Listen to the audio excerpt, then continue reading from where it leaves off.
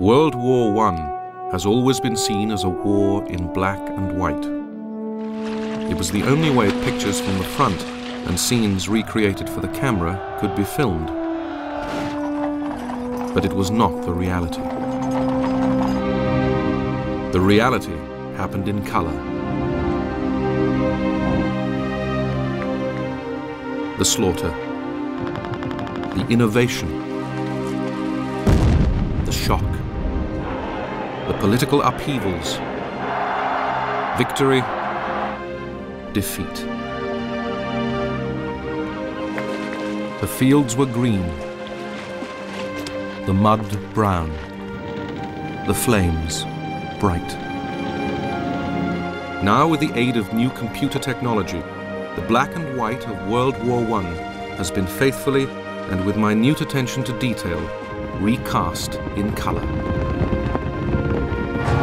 For the first time, this series will tell the story of the First World War as it was seen by those who fought it.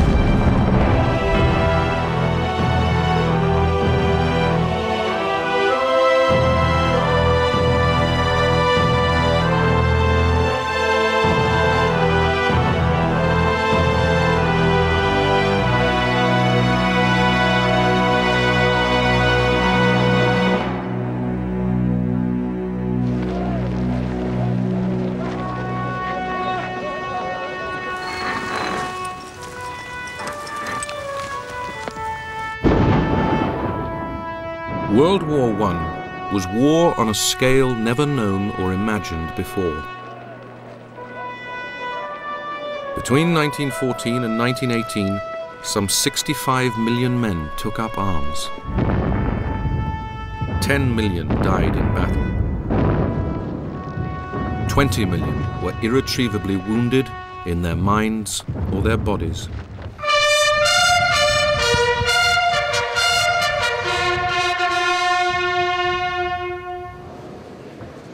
9 decades later, the remaining few who remember, who took part, gather at the Menin Gate, part of the old walls of Ypres in Belgium. They survived. They have never forgotten those who did not. Many of the men who suffered the worst of the dangers and hardships and terrible experiences, they never got home, did they? Their bones are still on the battlefields in many cases. In this war, the millions who died were statistics to be recorded by future historians.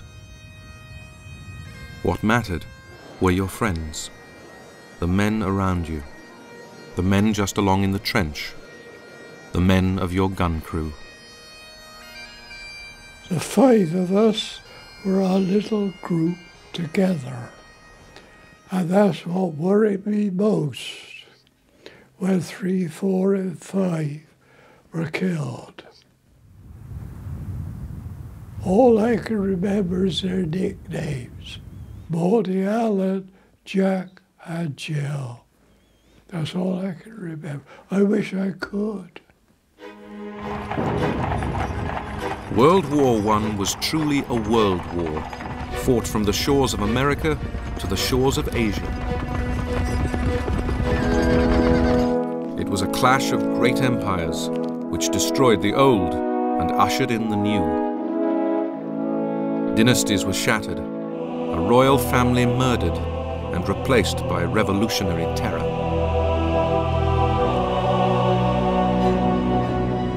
It was a war that changed the nature of war itself. A dreaded new expression appeared, going over the top. I always said a prayer. You know that's something lads used to laugh at me. But I ought to ask God to let me fight like a man and bring back safe and sound. If any man tells you he went over the top and he wasn't scared, he's a damn liar. This brutal war destroyed the very land itself. Not a tree stands, Not a square foot of surface has escaped mutilation. There is nothing but the mud and the gaping shell holes. And in the bottom of many, the bodies of the dead. There were fearful weapons, massive mines, artillery barrages unlike anything seen before. I marvel myself sometimes how human nerves can stand the strain of our existence. Day after day, night after night, hour after hour, a heavy shell falling every few minutes within a few yards of you, half stunning you with the crash of the explosion. Shrapnel on the barrage was terrible, terrible. How anybody ever survived it, I don't know. It was not just the Western Front. To the east, Russian soldiers, killed in their millions, were the first to question the point of it all. What are we doing in this war? Several hundred men have already passed through my platoon alone, and at least one half of them have ended up on the fields of battle, either killed or wounded. What will they get at the end of the war? The discontent would fuel the conditions for a revolution that shook the world. This is no longer a capital, it is a cesspit. No one works, the streets are filthy. There are piles of stinking rubbish in the courtyards. It hurts me to say how bad things have become. There was a new theatre of war, the air. It was every bit as murderous as the trenches below. People were being killed every day. My best friend was there one evening, and he wasn't there the next day at lunch. You were alone. You fought alone and died alone. I kissed my mother. I cleared everything right up, and I said, "Goodbye, Mum. I don't think I shall ever see you again." There was dazzling technological innovation.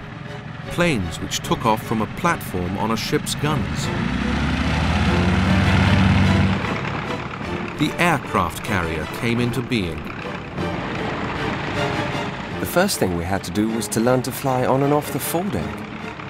I remember the captain said, "You may as well take a revolver and blow your brains out." There were huge battleships, but curiously only one full-scale clash of fleets. Instead, a stealthy new weapon, the submarine, or U-boat as the Germans called it, was used for the first time on a large scale, bringing horrifying destruction.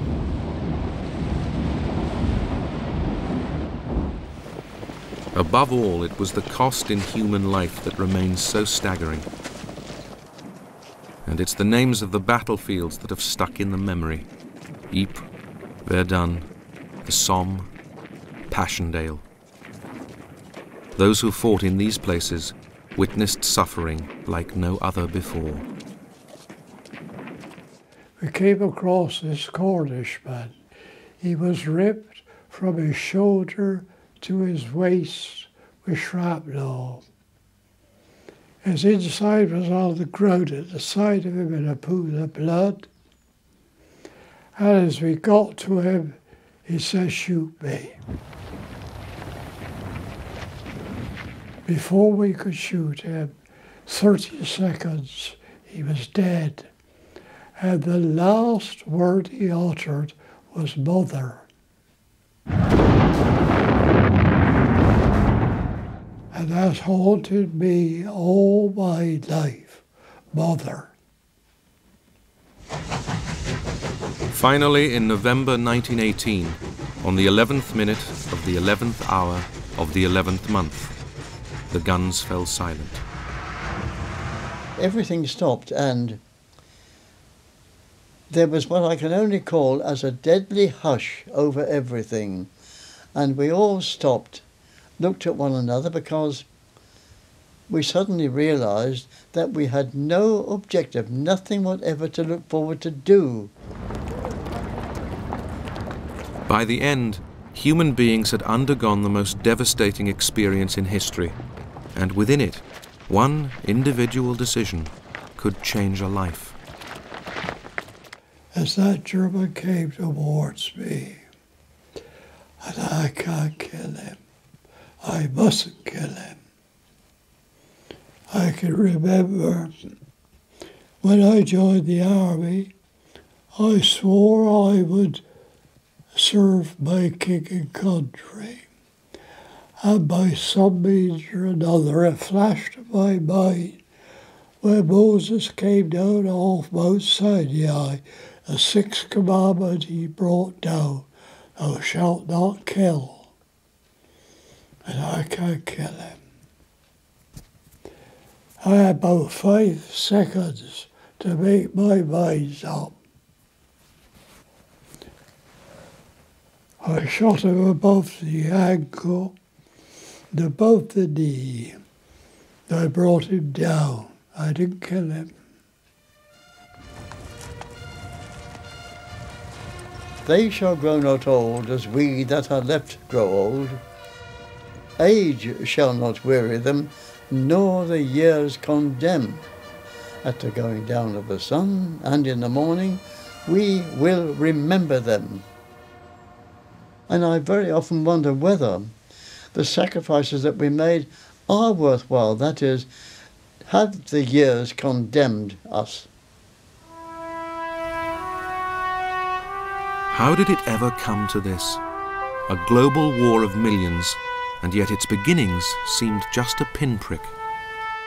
An assassin's bullet in a faraway place which would change the world.